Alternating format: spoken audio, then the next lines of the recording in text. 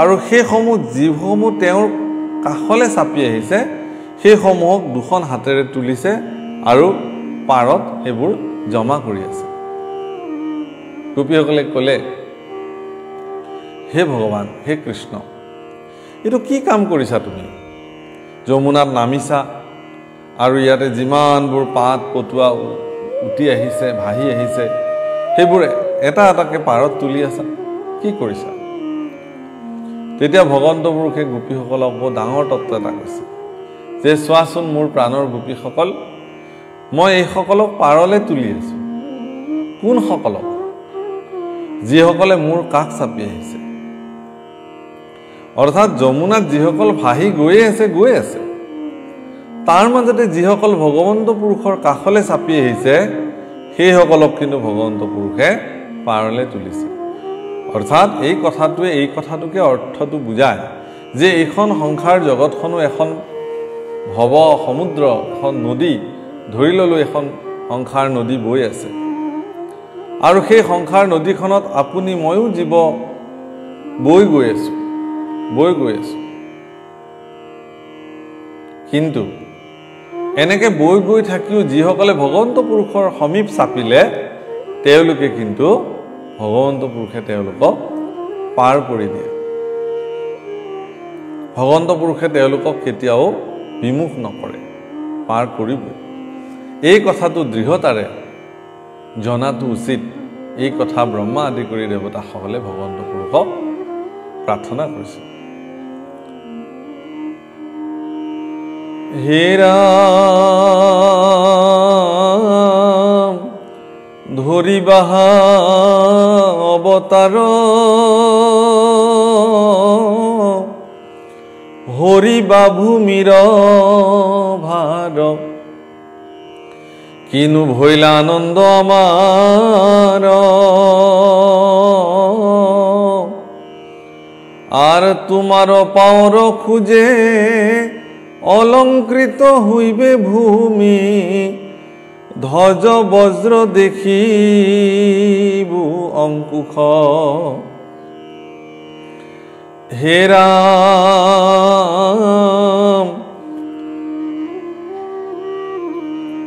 তোমার শরণে আমি পরিয়া প্রণাম করু রক্ষা করা পরম পুরুষ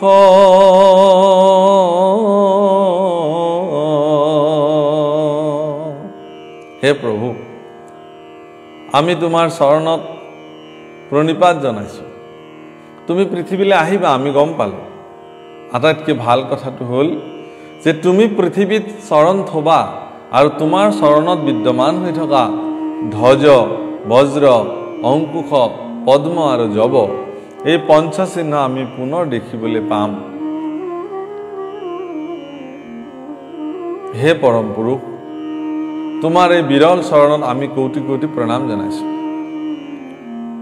আকৌ কৈছে যে তোমাৰ এই চৰণৰ চিহ্নবোৰ দেখি আমি আনন্দিত হম হে পৰম পুৰুষ তুমি আমাক ৰক্ষা কৰা হে ৰাম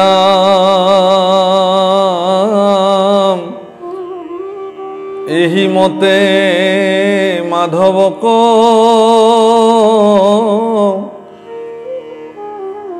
কৰিলায় নেক স্তুতি ত্ৰিদশ হৈতে সৃষ্টি কৰে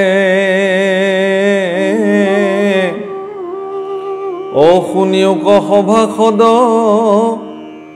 আৰ মহাভাগবত পদ কহে কৃষ্ণ কিঙ্কৰ শংকৰে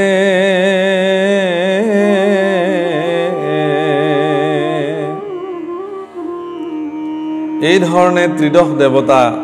ব্ৰহ্মা আদি কৰি দেৱতাসকলে ঈশ্বৰ পুৰুষক অনেক স্তুতি কৰিলে আৰু এই কথা মহাপুৰুষ শ্ৰীমন্ত শংকৰদেৱ গুৰুজনাই ভাগৱত পদৰ জৰিয়তে আপোনাসৱক কৈ আছে হে ৰাম ও দেৱৰ দেৱতা হৰি জানিয়া যতন কৰি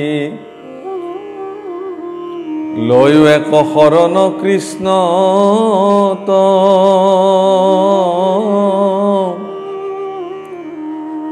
আর গাওয়া গুণ নাম গীত করিয়া একান্ত চিত্ত তেবে থান পাইবা বৈকুণ্ঠত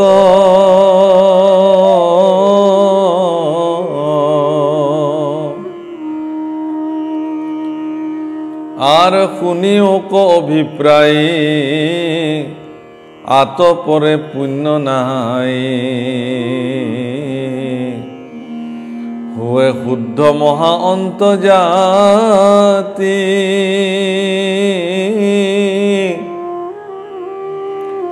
আর পরম বান্ধব নাম জিতু লয় বিশ্রাম তার হাত কার্য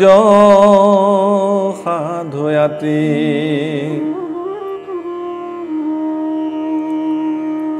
শুনিওক অভিপ্রায় আতপরে পুণ্য নাই হুয়ে শুদ্ধ মহা অন্তৰ্জাতি যিসকলে অন্তৰ্জাতি বুলি আমি যাক ধৰি লওঁ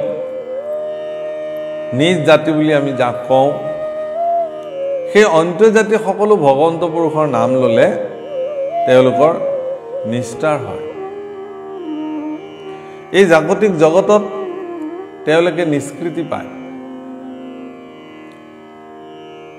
বিশেষভাৱে ভগৱন্ত পুৰুষৰ নাম ললে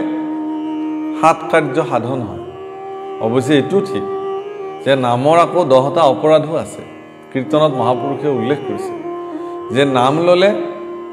নাম লবলে যাওঁতে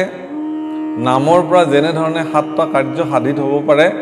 মংগলময় কাৰ্য ঠিক তেনেকে নামৰ পৰা আকৌ 10টা অপৰাধো হ'ব পাৰে যদি নাম শুদ্ধভাৱে লবলে নাজানে তেলে নামৰ পৰা 10টা অপৰাধ হ'ব সেইকাৰণে দেৱৰ দেৱতা এই কথা জানি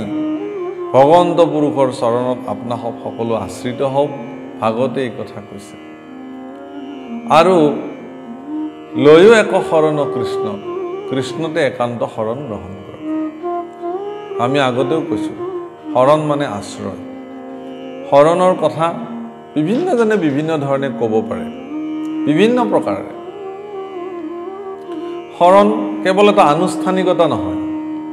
কোনোবা এগৰাকী আচাৰ্য কোনোবা এগৰাকী ধৰ্মগুৰু কোনোবা এগৰাকী সত্ৰাধিকাৰ বা কোনোবা এগৰাকী শৰণাচাৰ্য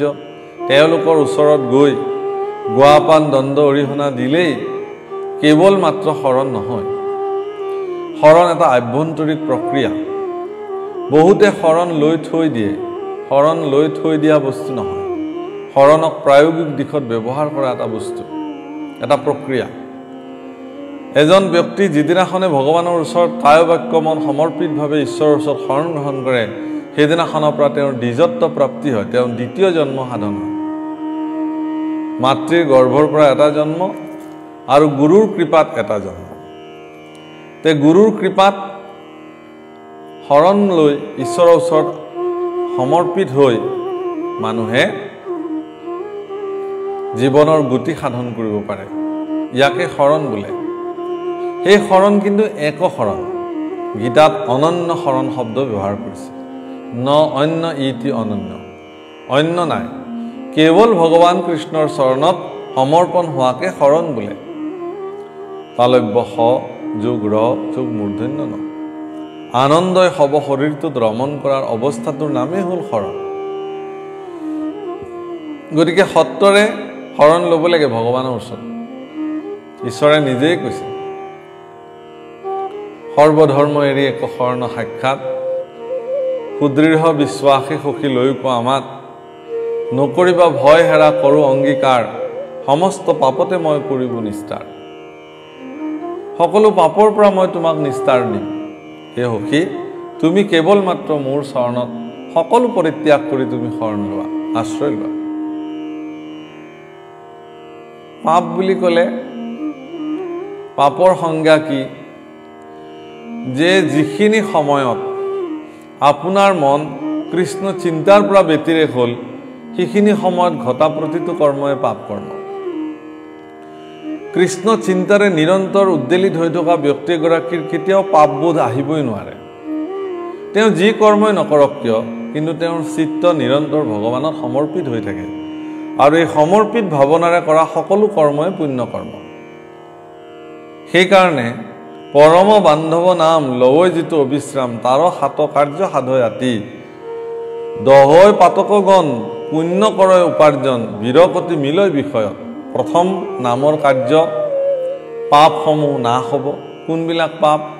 কৃষ্ণ চিন্তা ব্যতিৰেকে কৰা আপোনাৰ জীৱনৰ সকলো কৰ্ম তাক পাপৰ তালিকাত ধৰা হয় তাৰ পৰা আপোনাক নিষ্কৃতি দিব কেনেকৈ যে নাম লোৱাৰ লগে লগে ভগৱানৰ ওচৰত সমৰ্পিত হোৱাৰ লগে লগে আপোনাৰ মনত নিৰন্তৰ কৃষ্ণ চিন্তা অৱগাহন হ'বলৈ আৰম্ভ কৰিব গতিকে পুণ্য উপাৰ্জন হ'বলৈ আৰম্ভ কৰিব বিষয়ৰ প্ৰতি বিৰক্তি জন্মিব আৰু কৃষ্ণৰ চৰণত প্ৰেম উপজিব প্ৰেম আৰু সেই প্ৰেমে আপোনাৰ হৃদয়ত ভক্তি উৎপাদন কৰিব আৰু বিষ্ণু তত্ত্ব ভগৱন্ত পুৰুষৰ যি তত্ত্ব মহাজ্ঞান সেই জ্ঞান আপোনাক উপলব্ধি কৰাব আৰু মায়াক দহিব এই সাতটা কাৰ্য নামৰ দ্বাৰা সম্পাদিত হ'ব আৰু এই সাত কাৰ্য যদি কাৰোবাৰ জীৱনত সাধিত হ'ল তেওঁ পৰম সৌভাগ্যশালী ব্যক্তি হিচাপে বিবেচিত হ'ল ভগৱন্ত পুৰুষৰ দৃষ্টিত তেওঁ এগৰাকী পুণ্যৱন্ত লোক হিচাপে নিজক তেওঁ গণ্য কৰিব বা তেওঁ নিজে অনুভৱ কৰিব জগতৰ লোকে তেওঁ সেইভাৱে গ্ৰহণ কৰিব হীৰা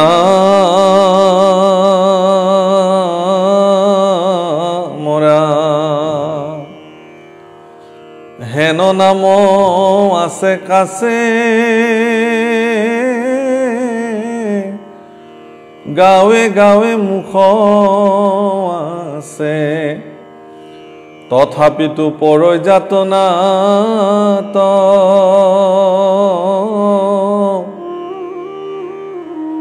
কিনো মহামূঢ়মতি তাৰৈ আৰু নাহি গতি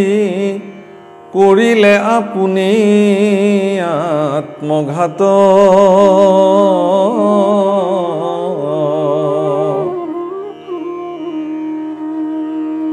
গতিকে সেই নাম আমাৰ সকলোৰে কাষে কাষে আছে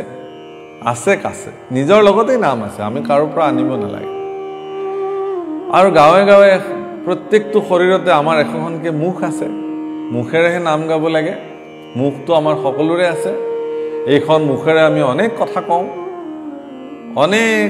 কথাবিলাক আমি বলকি থাকোঁ দিনে ৰাতি কিন্তু এইখন মুখেৰে কোনোবা এটা মুহূৰ্তত হ'লেও এবাৰ হ'লেওতো ভগৱন্তৰ নাম স্মৰণ কৰিব লাগে গাব লাগে উচ্চাৰণ কৰিব লাগে আৰু এইখন মুখেৰে নাম গালে যদি ভগৱন্ত পুৰুষৰ সমীপলৈ যাব পাৰি এইখন মুখেৰে নাম গালে যদি জীৱনত সাত কাৰ্য নামৰ পূৰ্ণাংগ সাত কাৰ্য সাধিত হয় তেতিয়াহ'লে আমিনো কিয় যাতনাত পৰোঁ তাৰমানে এয়া আমাৰ অৱহেলা এই অৱহেলাৰ কাৰণেই আমিবিলাকে জগতত যাতনাত পৰিবলগীয়া হয়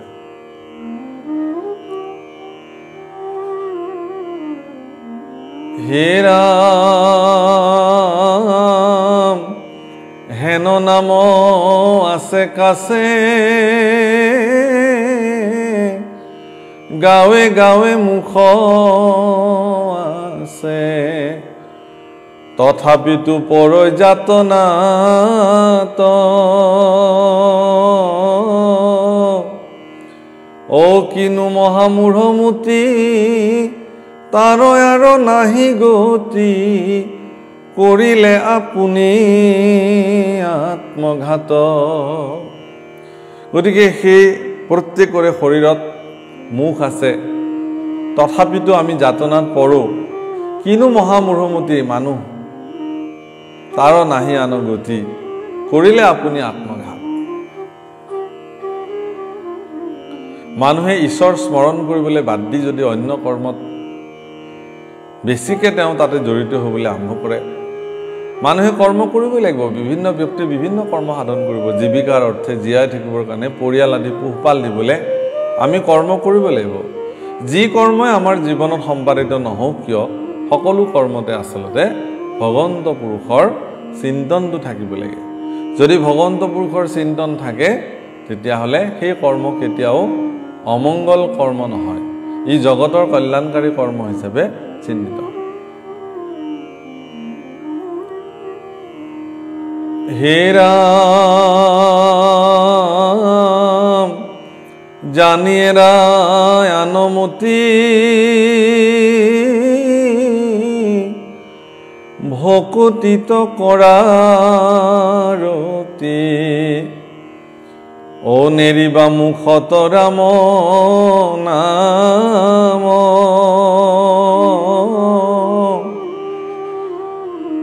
ও তৰিবা সংসাৰ দুখ লোভিবা মুকুতি সুখ সঘনে ঘুষিও ৰাম ৰাম ৰাম গতিকে জানি এৰা আনমতি ভকতিৰ প্ৰতি ৰতি হ'বলৈ কৈছে নেৰিবা মুখত ৰাম নাম ৰাম নাম কেতিয়াও এৰিব নালাগে এই কথা জানি ভকতিৰ প্ৰতি সৰ্বদা ৰতি হ'ব লাগে তেতিয়া সংসাৰৰ যি দুখ লোভিবা মুকুতি সুখ সংসাৰৰ দুখৰ পৰা পৰিত্ৰাণ হৈ তেওঁ মুকুতি সুখ প্ৰাপ্তি হ'ব আৰু সঘনে ৰাম নাম ঘোষিবলৈ শাস্ত্ৰই নিৰ্দেশনা দিছে দশম স্কন্ধৰ পদে বাৰম্বাৰ এই কথা ঘোষণা কৰিছে ইয়াৰ আগত আমি বৰ্ণনা কৰিছোঁ যে চক্ৰবত পৰিৱৰ্তনতে দুখানিছ সুখানিছ মানুহৰ জীৱনৰ চক্ৰবত পৰিৱৰ্তনত সুখ আৰু দুখ দুটাই নিৰন্তৰ বিদ্যমান হৈ থাকে গতিকে আমাৰ জীৱনত সুখ আৰু দুখৰ যি ব্যৱস্থা বা যি ফল আমাৰ জীৱনত প্ৰাপ্ত হয় এই সুখ আৰু দুখৰ পৰা পৰিত্ৰাণ পাবলৈ বা বিশেষভাৱে দুখৰ পৰা পৰিত্ৰাণ হৈ সুখ প্ৰাপ্তিৰ কাৰণে আমি ঈশ্বৰ স্মৰণ কৰিবই লাগিব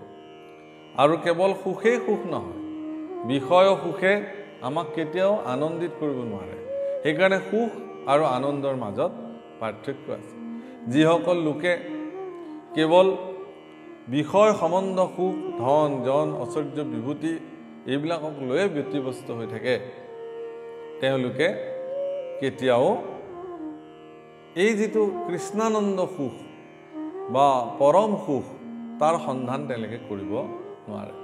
গতিকে পৰম আনন্দ প্ৰাপ্তিৰ কাৰণে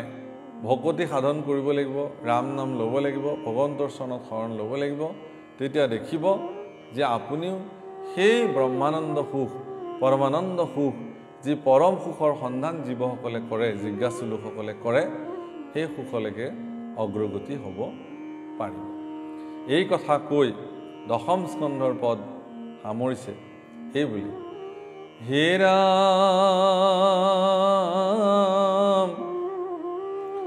ও জানিয়ে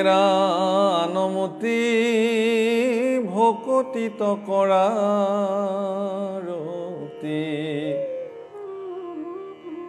নেৰিবা মুখত ৰাম নাম ও তৰিবা সংসাৰ দুখ লোভিবা মুকুতি সুখ সঘনে ঘোষিও ৰাম ৰাম